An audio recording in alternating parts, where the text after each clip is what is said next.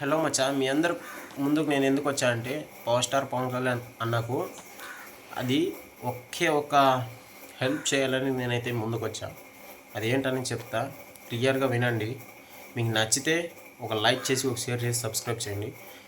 Power star Pawan Kalyan అన్న వాళ్ళు చాలా వరకు ఉన్నది ఉన్నట్లుగా ఆయన కష్టపడిన డబ్బులనే అందరికీ ప్రజలకి పంచుతూనే ఉన్నాడు.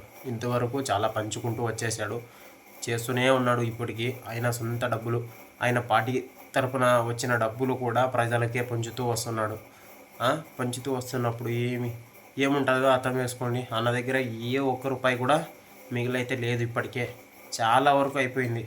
సినిమాలు తీసే డబ్బులు వస్తాయి, ఆ సినిమా తీసిన డబ్బులని అలా పనిచేస్తున్నాడు ప్రజలకు. చాలా వరకు అప్పు అయితే అయిందంట. అది ఎంత అయిందో మనకేమో అంత ఐడియా లేదు. కానీ మనం అనుకుంటే ఆ అప్పులో కొంచెం భాగమైనా మనమైతే తగ్గించవచ్చు అని నేను అనుకుంటున్నా. మీ ఒపీనియన్ ఏంటో కామెంట్ చేయండి.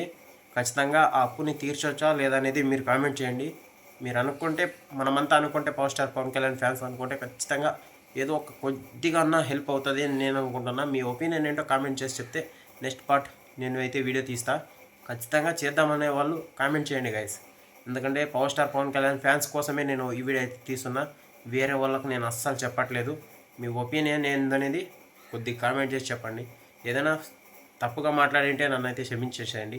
ఎందుకంటే నేను అనుకున్నది చెప్పాలని చెప్పా, అంతకుమించి ఏమీ నేనేం ఆశించట్లేదు ఎవరి దగ్గర. ఓకేనా? జై హింద్, జై జనసేన.